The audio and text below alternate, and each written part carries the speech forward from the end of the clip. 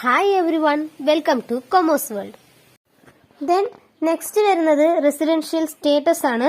Residential status എന്ന് പറയുന്ന സമയത്ത് റെസിഡന്റ് ആരാണ്, ഡീംഡ് റെസിഡന്റ് ആരാണ്, നോൺ റെസിഡന്റ് ആരാണ്, നോട്ട് ഓർഡിനറി റെസിഡന്റ് ആരാണ് എന്നുള്ളതാണ് നമുക്ക് റെസിഡൻഷ്യൽ സ്റ്റേറ്റസ് എന്ന് പറയുന്നത്. ഓക്കെ, അപ്പൊ നമുക്ക് ഓരോന്നായിട്ട് നോക്കാം.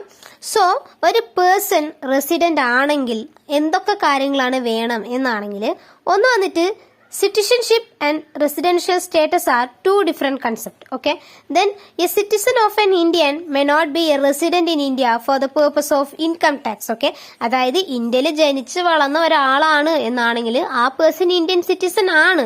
പക്ഷെ റെസിഡന്റ് ആണെങ്കിൽ, അതായത് റെസിഡന്റ് എന്ന് പറയുന്ന സമയത്ത് ഇത്ര ദിവസം ഇരുന്നാൽ മാത്രമേ റെസിഡന്റ് ആയിട്ട് ട്രീറ്റ് ചെയ്യുള്ളൂ.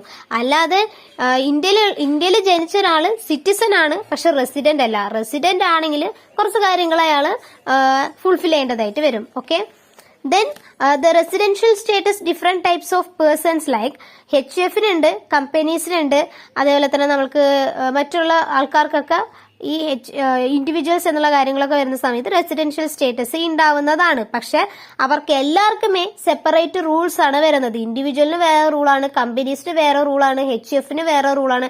എല്ലാവർക്കും റെസിഡന്റ് ആണെന്നാണെങ്കിൽ ഓരോ റൂൾസ് ആണ് നമ്മുടെ ഇൻകം ടാക്സ് ആക്ട് പറയുന്നത്. ഓക്കെ, അതിന്റെ ബേസിസിലായിരിക്കും നമ്മളുടെ ഈ അസസ്മെന്റ് ഇയറും അതേപോലെ തന്നെ റെസിഡൻഷ്യൽ സ്റ്റേറ്റസ് ഓർഡിനറി ആണോ നോട്ട് ഓർഡിനറി ആണോ എന്നുള്ളതൊക്കെ നമ്മൾ നോക്കുന്നത്. ഓക്കെ, അതേപോലെ തന്നെ റെസിഡൻഷ്യൽ സ്റ്റേറ്റസ് എന്ന് പറയുന്നത് ഡിറ്റർമൈൻ ചെയ്യുന്നത് പ്രീവിയസ് ഇയറിന്റെ ബേസിസിൽ കൂടിയാണ് നമ്മളുടെ ഈ റെസിഡൻഷ്യൽ സ്റ്റേറ്റസ് നമ്മൾ നോക്കുന്നത്. Then a person can have only one residential status for the previous year. Okay, then he cannot be the resident for one sources of income and non resident for another sources. Okay, ഒരു സോഴ്സസിൽ റെസിഡന്റും ഇന്നൊരു സോഴ്സസിലും non റെസിഡന്റും ആവില്ല എന്നാണ് പറയുന്നത്. Okay, then നമുക്ക് residential status of an individual നോക്കാം. ഒരു individual resident ആണോ റെസിഡന്റ് അല്ലയോ എന്നാണെങ്കിൽ ഒന്ന് വന്നിട്ട് നമ്മൾ നോക്കുന്നതാണ് റെസിഡന്റ് ഇൻ ഇന്ത്യ എന്നുള്ളതാണ്. ഓക്കെ, റെസിഡന്റ് ഇൻ ഇന്ത്യ എന്നാണെങ്കിൽ if an individual fulfil any one of the basic condition then he is called the resident. Any one of the basic condition he is the resident. Okay, so residential status on the basis of number of days of stay in India എന്നുള്ളതാണ് ആദ്യത്തെ ഇതിൽ വരുന്നത്. So ഈ number of days എന്ന് പറയുന്നത് the person who are resident in India is popularly known as an ordinary resident. അതായത് ഇപ്പൊ ഞാനാണെങ്കിൽ ഞാൻ ഓർഡിനറി റെസിഡന്റ് ആണ്. ബിക്കോസ് ഞാൻ ജനിച്ചത്, ജീവിക്കുന്നത്, ഇരിക്കുന്നത് എല്ലാം ഇവിടെ തന്നെയാണ്. ഞാൻ ഇനിയും ഈ ഇന്ത്യ വിട്ടൊരു രാജ്യത്തോട്ട് പോയിട്ടില്ല. സോ ഞാൻ ഓർഡിനറി റെസിഡന്റ് ആണ്. Then an individual to become an ordinary resident in India in any previous year should satisfying any one of the basic condition along with the two subsequent condition. That is, the basic condition is if he is an Indian then in that previous year for the period of 182 days or more. അതായത് ഒരു previous ഇയറിൽ 182 days or more ഉണ്ടായിരിക്കണം. അതായത് ഇപ്പൊ നമ്മളുടെ ഇത് 2024-25 ആണ്. So 23-24 എന്നുള്ള ഇയറിൽ 182 ഡേയ്സ് വന്നിട്ട് ആ പേഴ്സൺ ഇന്ത്യയിൽ ഉണ്ട് എന്നാണെങ്കിൽ ആ പേഴ്സണിനെ നമ്മൾ റെസിഡന്റ് ആയിട്ടാണ് ട്രീറ്റ് ചെയ്യണത്.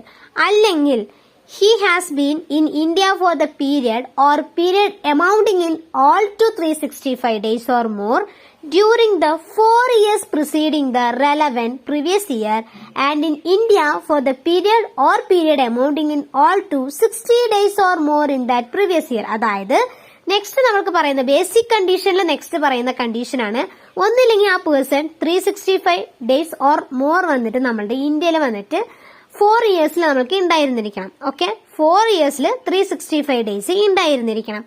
അല്ലാന്നാണെങ്കിൽ ആ പേഴ്സൺ 60 ഡേയ്സ് വന്നിട്ട് നമ്മുടെ പ്രീവിയസ് ഇയറിൽ ഉണ്ടായിരുന്നിരിക്കണം. ഓക്കെ, 4 കൊല്ലത്തില് 365 ദിവസം ഇരുന്നിരിക്കണം, അല്ലെങ്കിൽ ഒരു കൊല്ലത്തില് 60 ദിവസം ഇരുന്നിരിക്കണം. ഓക്കെ, അതാണ് നമ്മൾക്ക് രണ്ടാമത്തെ കണ്ടീഷനായിട്ട് നമ്മുടെ ബേസിക് കണ്ടീഷനിൽ പറയുന്നത്. ഓക്കെ, ദെൻ നെക്സ്റ്റ് വരുന്നതാണ് ഇതിന്റെ എക്സംഷൻ റൂൾ പറയുന്നത്. ഓക്കെ, ഈ രണ്ടും അല്ലാതെ ഒരു എക്സംഷൻ നമുക്ക് കൊടുക്കുകയാണെങ്കിൽ എന്ത്?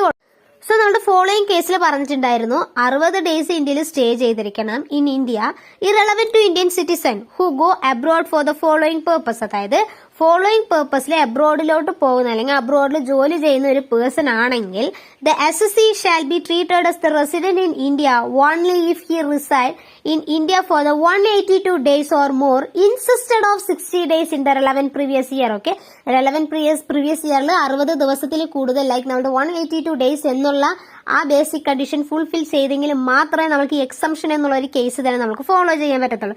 അങ്ങനെ വരികയാണെങ്കിൽ അതിന് 2 കേസ് ഉണ്ട്.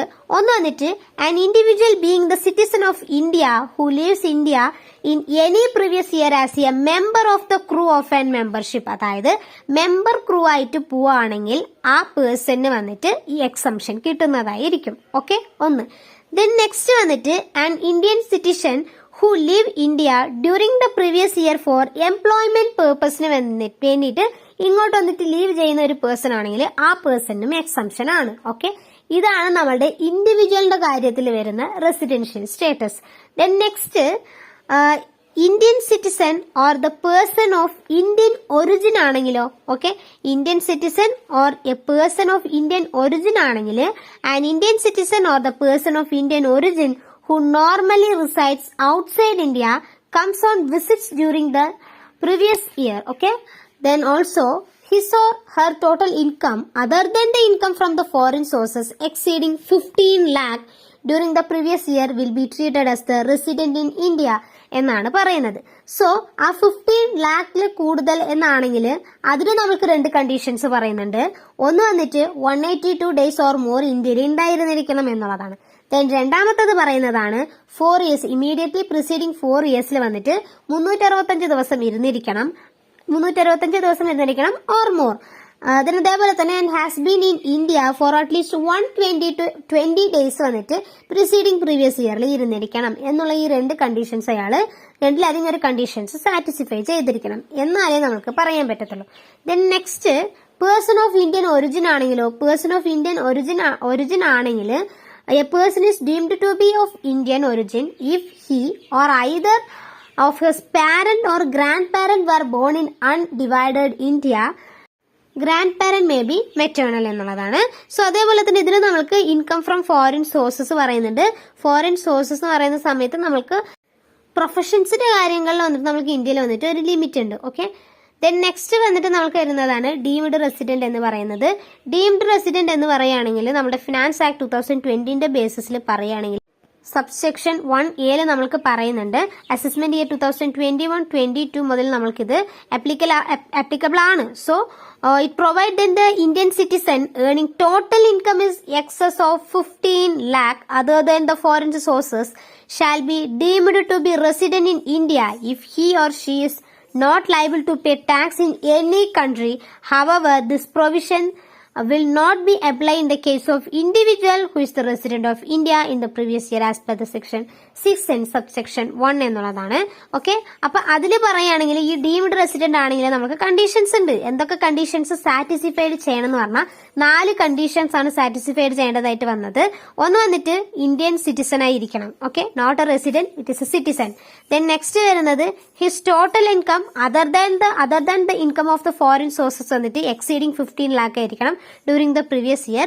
Then അതേപോലെ തന്നെ he is not satisfying any one of the basic condition like നമ്മുടെ 182 days or 60 days plus 365 days എന്നാണെങ്കിലും അതേപോലെ തന്നെ then he is not liable to tax in any other country or territory by reasoning or his domicile or resident or any other citizens or criteria on the basis of similar nature എന്നെല്ലാം ആണെങ്കിൽ നമ്മൾ deemed to be resident എന്നുള്ള രീതിയിലോട്ടായിരിക്കും നമ്മൾ treat ചെയ്യുന്നത്. Okay, then next വരുന്നതാണ് non resident in India എന്ന് പറയുന്നത്. Non resident എന്ന് പറയുമ്പോൾ ഇന്ത്യയിലെ ഇല്ലാത്തൊരു പേഴ്സണെയാണ് നമ്മൾ നോൺ റെസിഡന്റ് എന്ന്. സോ ഈ റെസിഡന്റും പ്രസിഡന്റിന്റെ കാര്യങ്ങളൊക്കെ നിങ്ങൾ ബികോമിൽ പഠിച്ചു പോയതാണ്, അതുകൊണ്ടാണ് ഞാൻ കുറച്ച് പെട്ടെന്നൊന്ന് പറഞ്ഞു പോകുന്നത്. ഓക്കെ, നിങ്ങൾക്ക് ഇതിന്റെ ബേസിസിൽ ഞാൻ വീഡിയോ ഓൾറെഡി ചെയ്തിട്ടുണ്ട്. ഞാൻ ഓൾറെഡി നമ്മുടെ ഇപ്പൊ ഇടുന്ന ഈ വീഡിയോന്റെ ഡിസ്ക്രിപ്ഷനിൽ ആ വീഡിയോന്റെ ലിങ്ക് ഞാൻ കൊടുക്കട്ടോ, നിങ്ങൾ അതിലൊന്ന് കയറി നോക്കുക. ഓക്കെ, നിങ്ങൾക്ക് ഇതിൽ വരുന്ന സെയിം തന്നെയാണ് അതിലും വരുന്നത്. നമുക്ക് പ്രോബ്ലംസും കാര്യങ്ങളൊക്കെ ഈ റെസിഡന്റിന്റെ കാര്യത്തിൽ വരുന്നുണ്ട്.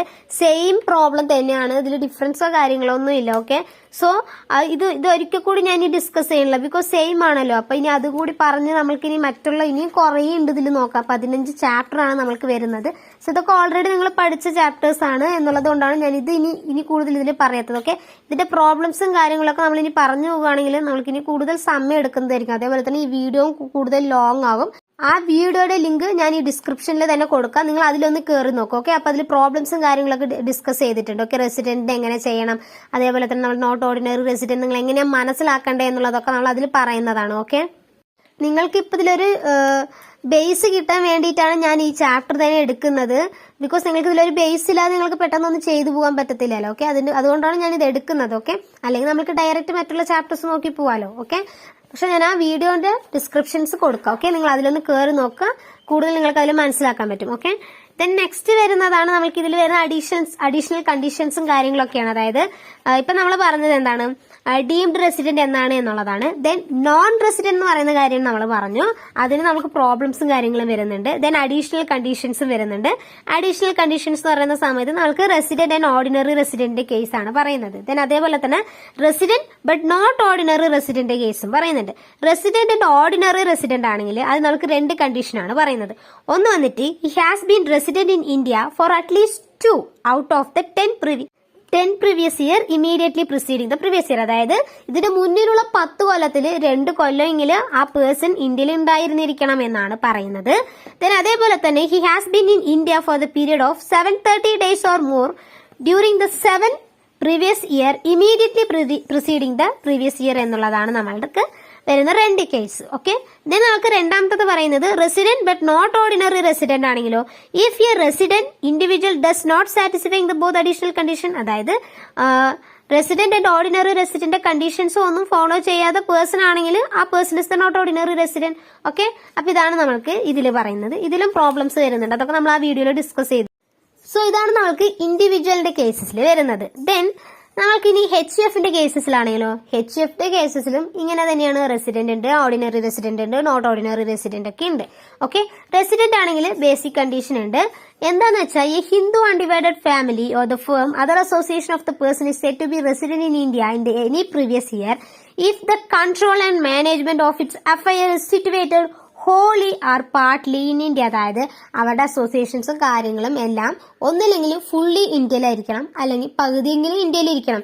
എന്നാൽ മാത്രമേ നമ്മൾക്ക് HF നമ്മൾക്ക് റെസിഡന്റ് ആയിട്ട് ട്രീറ്റ് ചെയ്യാൻ പറ്റത്തുള്ളൂ. ഓക്കെ, പിന്നെ അതേപോലെ തന്നെ അതിന് കണ്ടീഷൻസ് ഉണ്ട്. കണ്ടീഷൻസ് എന്ന് പറയുമ്പോൾ ഒന്ന് വന്നിട്ട് that the manager or the Kartha has been the resident in 2 out of the 10 years. അതായത് ഇതിന്റെ മുന്നിലത്തെ 10 കൊല്ലത്തിന്റെ മുന്നിലുള്ളതിൽ 2 അല്ലെങ്കിൽ ആ കർത്ത എന്നുള്ള പേഴ്സൺ ഇവിടെ ഉണ്ടായിരുന്നിരിക്കണം. അതേപോലെ തന്നെ that the manager has during the 7 previous year preceding the year has been in India. അതായത് ഇതിന്റെ മുന്നിൽ നമ്മൾ പറഞ്ഞില്ല ആ രണ്ട് കേസാണ് നമ്മൾക്ക് ഇവിടെയും വരുന്നത്. ഇതുവരെ നമ്മുടെ കർത്തയുടെ കേസസിലാണ് ഇത് പറയുന്നത്. കർത്ത എന്ന് പറയുന്നത് ഒരു ഇൻഡിവിജ്വൽ ആയിട്ടാണല്ലോ നമ്മൾ ട്രീറ്റ് ചെയ്യുന്നത്. ഓക്കെ, നോൺ റെസിഡന്റ് എന്നാണെങ്കിൽ a Hindu undivided family firm or other association of the person is set to be non resident in India in any previous year if the control and management of its affairs is situated wholly outside India. അതായത് ഒരു കാര്യങ്ങൾ നമ്മുടെ ഇന്ത്യയിലല്ല നടന്നത്, മൊത്തം ഇന്ത്യയുടെ പുറത്താണെങ്കിൽ that is non resident. അവർക്ക് ഇവിടെ ഒരു ഇതേ ഇല്ലല്ലോ, പിന്നെ എങ്ങനെ അവർ റെസിഡന്റ് ആവുക? Okay, then not ordinary resident എന്നാണെങ്കിലോ and HF is set to be not ordinary resident in India in previous year if the HF is satisfying only the basic condition without satisfying subsequent condition. അതായത് subsequent conditions നമ്മൾ പറഞ്ഞില്ലേ 10 out of 2, പിന്നെ അതേപോലെ തന്നെ 7 preceding previous year എന്നുള്ളതൊക്കെ, ആ conditions ഒന്നും satisfied അല്ല. പക്ഷെ നമ്മളുടെ ബേസിക് കണ്ടീഷൻ ആയിട്ടുള്ള നമ്മുടെ HF വന്നിട്ട് ഇന്ത്യയിലാണ്, അല്ലെങ്കിൽ പാർട്ട്ലി ഹോളി ആയിട്ട് ഇന്ത്യയിലാണ് എന്നാണെങ്കിൽ അത് ബേസിക് കണ്ടീഷൻ ആണ്. സബ്സിക്വന്റ് കണ്ടീഷൻ സാറ്റിസ്ഫൈഡ് അല്ല എന്നാണെങ്കിൽ അതിനെയാണ് നമ്മുടെ നോൺ ഓർഡിനറി റെസിഡന്റ് എന്ന് പറയുന്നത്. ഓക്കെ, ദെൻ വരുന്നത് ഇതിന്റെ പ്രോബ്ലം പറയുന്നുണ്ട്, ഇത് നമ്മൾ ആ വീഡിയോയിൽ ഡിസ്കസ് ചെയ്തിട്ട്. ഓക്കെ, ദെൻ നമ്മുടെ റെസിഡൻഷ്യൽ സ്റ്റേറ്റസ് ഓഫ് ദ കമ്പനിയാണ്. റെസിഡൻഷ്യൽ സ്റ്റേറ്റസ് എന്ന് പറയുമ്പോൾ ഏകദേശം ഇതുപോലെയൊക്കെ തന്നെയാണ് വരുന്നത്. ദെൻ അതേപോലെ തന്നെ ഇൻസിഡൻഷ്യൽ സ്റ്റേറ്റസ് പറയുന്നുണ്ട്. അതിൽ റെസിഡന്റ് ആരാണ്, നോട്ട് റെസിഡന്റ് ആരാണ് എന്നുള്ളതൊക്കെയാണ് നമ്മൾക്ക് ഇതിൽ പറയുന്നത്. ഓക്കെ, അതേപോലെ തന്നെ കൈൻഡ്സ് ഓഫ് ഇൻകം റിസീവ്ഡ് എന്നുള്ളതൊക്കെയാണ് നമ്മൾക്ക് ഇതിൽ പറയുന്നത്. സോ ഇത് നിങ്ങൾ പഠിക്കുകയാണെങ്കിൽ ഈ ബുക്കിലുള്ള കാര്യം നിങ്ങൾ നോക്കണ്ട കേട്ടോ. നിങ്ങളുടെ BComയുടെ ടെക്സ്റ്റ് ബുക്ക് എടുക്കുക. 5th സെമിയുടെ BComയുടെ ടെക്സ്റ്റ് ബുക്ക് ഉണ്ടെങ്കിൽ ആ ബുക്ക് എടുക്കുക. അതിൽ നിങ്ങൾക്ക് പറയുന്നുണ്ടാകും റെസിഡന്റ്, നോൺ റെസിഡന്റ്, പിന്നെ അതേപോലെ തന്നെ ordinary resident, not ordinary resident, അതേപോലെ തന്നെ അവർ എപ്പോഴൊക്കെ ഇൻകം അവർ ടാക്സബിൾ ആണോ നോൺ ടാക്സബിൾ ആണോ, അവർ എത്രത്തോളം അതിന്റെ എക്സംഷൻസും കാര്യങ്ങളുണ്ട്, അതേപോലെ തന്നെ അതിൽ എന്തൊക്കെ കണ്ടീഷൻസ് ഉണ്ട് എന്നുള്ളതൊക്കെ നിങ്ങൾക്കൊരു ബോക്സിൽ അവർ കൃത്യമായിട്ട് ക്ലിയർ ആയിട്ട് പറഞ്ഞിട്ടുണ്ട്. അത് നോക്കി പഠിക്കുക, ഇത് നോക്കി പഠിക്കണ്ട. ഇത് നോക്കി പഠിച്ചാൽ നിങ്ങൾക്ക് മൊത്തം കൺഫ്യൂഷൻ മാത്രമേ ആവത്തുള്ളൂ. ആ ഒരു ബോക്സിൽ നിങ്ങൾക്ക് ക്ലിയർ ആയിട്ട് എല്ലാം പറഞ്ഞിട്ടുണ്ട്.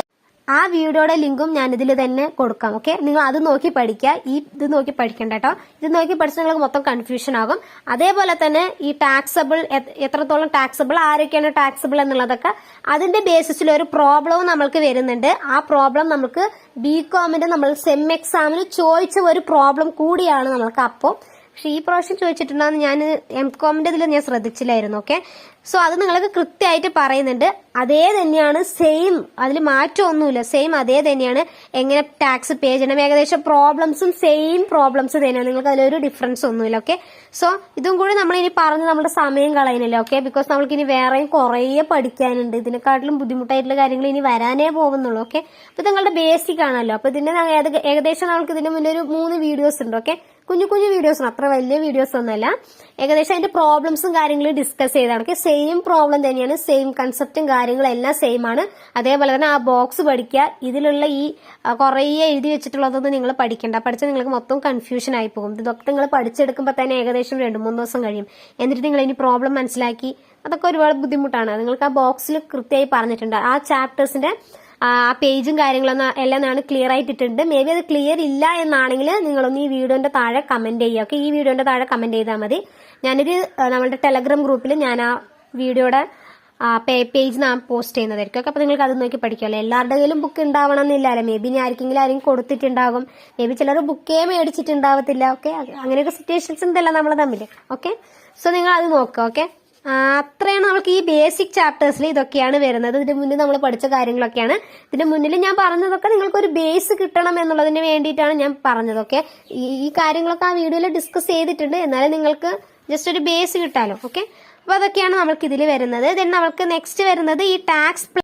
അപ്പൊ ഇത്രയാണ് നമ്മളുടെ ഈ ബേസിക് കൺസെപ്റ്റ് എന്നുള്ളതിൽ വരുന്നത്. ഓക്കെ, ഇതിന്റെ പ്രോബ്ലംസും കാര്യങ്ങളൊക്കെ ഏകദേശം സെയിം തന്നെയാണ്. നമ്മുടെ 5th സെമ്മിൽ വരുന്നത് സെയിം തന്നെയാണ്. ഓക്കെ, ദെൻ ഇതിന് ശേഷം നമുക്ക് വരുന്ന ചാപ്റ്റർ ആണ് ഈ എക്സംപ്റ്റഡ് ഇൻകം എന്ന് പറയുന്ന ഒരു ചാപ്റ്റർ. ഓക്കെ, ഈ എക്സംപ്റ്റഡ് ഇൻകം എന്ന് പറയുമ്പോൾ ഏതൊക്കെ ഇൻകം ആണ് എക്സംപ്റ്റഡ് എന്നുള്ളത്, അതായത് നിങ്ങൾ ടാക്സ് കാൽക്കുലേറ്റ് ചെയ്യുന്ന സമയത്ത് ഈ ഇൻകം ഒക്കെ കണ്ടാൽ നിങ്ങളത് എടുക്കേണ്ട ആവശ്യമില്ല, അത് നിങ്ങൾ അങ്ങനെ വിട്ട് കളയാലോ. ഓക്കെ, അത് നമുക്ക് എക്സംപ്റ്റഡ് ആണ്, അവിടെ നിങ്ങൾ എഴുതിയിട്ട് നില്ല എന്നുള്ളതാണ് കാണിക്കേണ്ടത്, അല്ലാതെ അത് എഴുതാതെ വെക്കരുത്. ഓക്കെ, എഴുതാതെ വെച്ചാൽ നിങ്ങൾക്ക് അവിടെ മാർക്ക് ഇട്ട് തരത്തില്ല.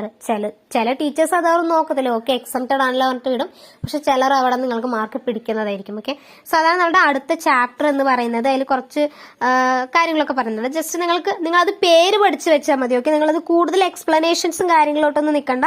നിങ്ങൾ അതിന്റെ പേര് എന്താന്നുള്ളത് നിങ്ങൾക്കൊന്ന് ജസ്റ്റ് പഠിച്ചു വെച്ചാൽ നിങ്ങൾക്ക് എളുപ്പമായിരിക്കും. ഓക്കെ, അത് നിങ്ങൾക്ക് നിങ്ങളുടെ അടുത്ത ചാപ്റ്റർ, അത് ജസ്റ്റ് തിയറിയാണ്. ഓക്കെ, നമ്മളുടെ എക്സംപ്റ്റഡ് ഇൻകം എന്ന് പറയുന്നത് ഏകദേശം ഒരു 97-100ഓളം വരുന്നുണ്ട് നിങ്ങൾക്ക് എക്സംപ്റ്റഡ് ഇൻകംസ് ആയിട്ട് വരുന്നത്. ദെൻ നമ്മൾക്ക് വരുന്നത് നമ്മുടെ ഇൻകം ഫ്രം സാലറി എന്നുള്ള കാര്യം. ചെറുതായിട്ട് നമ്മളുടെ പഠിച്ചതിന്റെ ഒരു ഇപ്പൊ നമ്മളുടെ ഈ ഇയറിയത്തുള്ള അസസ്മെന്റിന്റെ ചെറിയതായിട്ടുള്ള മാറ്റങ്ങളൊക്കെ ഉണ്ട്. അപ്പൊ അതൊക്കെയാണ് നമ്മുടെ സാലറി. ദെൻ ഹൗസ് പ്രോപ്പർട്ടി, അതാണ് ഹൗസ് പ്രോപ്പർട്ടി ഒക്കെ നമുക്ക് സിമ്പിൾ പ്രോബ്ലം ആണല്ലോ. ഓക്കെ, അതൊക്കെ നമുക്ക് പെട്ടെന്ന് നോക്കാം. ദെൻ അതേപോലെ തന്നെ income from business and profession, capital gain, income from other sources, then computation of total income, agricultural income, ഇതെല്ലാം നിങ്ങൾ ബികോമിൽ പഠിച്ച കാര്യങ്ങൾ തന്നെയാണ്. ഇതിൽ കൂടുതൽ മാറ്റങ്ങളൊന്നും വന്നിട്ടൊന്നുമില്ല. ചെറുതായിട്ട് എന്തെങ്കിലുമൊക്കെ ടാക്സിന്റെ കാര്യത്തിൽ നമ്മൾ അവിടെ എഴുതുന്നതേ ഉള്ളൂ, അല്ലാതെ ആ തിയറിയും കാര്യങ്ങളും എല്ലാം സെയിം ആണ്. നിങ്ങൾക്ക് ഒരു ഡിഫറൻസും ഇല്ല അതിലൊക്കെ. ഓക്കെ, ദെൻ നെക്സ്റ്റ് വരുന്നത് നമ്മുടെ HF ഇൻഡിവിജ്വലിന്റെയും അസസ്മെന്റ് ആണ്. അത് നിങ്ങൾക്ക് പഠിക്കാനുള്ളതാണ്. ഓക്കെ, ദെൻ ഇൻകം ടാക്സ് അതോറിറ്റീസും, അത് നമ്മുടെ CBT ആണ് ഇൻകം ടാക്സ് അതോറിറ്റി എന്ന് പറയുന്നത്. അതിന്റെ ഫംഗ്ഷൻസ്, ഫീച്ചേഴ്സ് എന്നുള്ള കുറെ കാര്യങ്ങളൊക്കെയാണ്. അതിന് നിങ്ങൾക്ക് ബികോമിൽ നിങ്ങൾക്ക് അതിന് ചെറുതായിട്ടുള്ള ഒരു കാര്യം മാത്രമേ ഉള്ളൂ. CBT എന്താണ്, ഫംഗ്ഷൻസ് എന്താണ് എന്നുള്ളതും അതിൽ കുറച്ചുകൂടി നമുക്ക് ഇതിൽ പഠിക്കാൻ. ദെൻ അഡ്വാൻസ് പേയ്മെന്റ് നമുക്ക് ഇപ്പൊ വരുന്നതാണ്. ദെൻ DTSന്റെ കാര്യമാണ്. DTSന്റെ കാര്യം നമുക്ക് ചെറുതായിട്ടേ ഉള്ളൂ, പക്ഷെ ഇതിൽ കുറച്ചുകൂടി ഒന്നുണ്ട് DTSന്റെ കാര്യം. ദെൻ കമ്പ്യൂട്ടർ അപ്ലിക്കേഷൻ ആണ്, ടാക്സ് മാനേജ്മെന്റ് കമ്പ്യൂട്ടർ അപ്ലിക്കേഷൻ നമുക്ക് ഇതിന്റെ മുന്നിൽ പഠിക്കാനൊന്നും വന്നിട്ടില്ല. അത് ഈ പ്രാവശ്യം നമുക്ക് പഠിക്കാനുള്ളതാണ്. ബികോമിൽ നമ്മൾ പഠിച്ചില്ല, MCOMൽ പഠിക്കാൻ വരുന്നതാണ്. ദെൻ അസസ്മെന്റും ടൈപ്സ് ഓഫ് അസസ്മെന്റ് നമ്മൾ ഓൾറെഡി പഠിച്ചതാണ്. ഓക്കെ, അതിൽ കുഴപ്പമൊന്നുമില്ല. നമുക്ക് 6th സെമ്മിൽ പഠിച്ചതാണ്. ബികോമിന്റെ 6th സെമ്മിൽ നിങ്ങൾക്ക് അസസ്മെന്റ് എന്താണ്, ടൈപ്സ് ഓഫ് അസസ്മെന്റ് എന്താണെന്ന് പറഞ്ഞിട്ട് ഒരു 5-6 എണ്ണം ഉണ്ട് തോന്നുന്നു. ഓക്കെ, അതാണ് നിങ്ങൾക്ക് ഇതിൽ വരുന്നത്. ഓക്കെ, അപ്പോൾ ഇതാണ് നമ്മൾ ഇൻകം ടാക്സിന്റെ ഓവറോൾ ആയിട്ട് പറയാനായിട്ട് വരുന്നത്. ഓക്കെ, അപ്പോൾ നിങ്ങൾ ഈ വീഡിയോ കാണുക, മറ്റുള്ള ഫ്രണ്ട്സിനും ഷെയർ ചെയ്ത് കൊടുക്കുക. മറ്റുള്ള വീഡിയോയുടെ ലിങ്ക് ഞാൻ ഈ ഡിസ്ക്രിപ്ഷനിൽ തന്നെ തരാം, നിങ്ങൾ അതും കൂടി കയറി നോക്കുക. നിങ്ങൾക്കപ്പോൾ ബേസിക് ചാപ്റ്റേഴ്സ് നിങ്ങൾക്ക് പെട്ടെന്ന് തീരുന്നതായിരിക്കും. ഓക്കെ, മറ്റുള്ള ഇനി വരുന്ന വീഡിയോസ് നമ്മളിനി വീക്കിലി നമ്മൾ അപ്ലോഡ് ചെയ്യുന്നതായിരിക്കും. ഓക്കെ, സോ മറ്റുള്ള ഫ്രണ്ട്സിന് ഷെയർ ചെയ്ത് കൊടുക്കുക. ചാനൽ സബ്സ്ക്രൈബ് ചെയ്യാത്തവർ സബ്സ്ക്രൈബ് ചെയ്യുക. Okay, thanks for watching.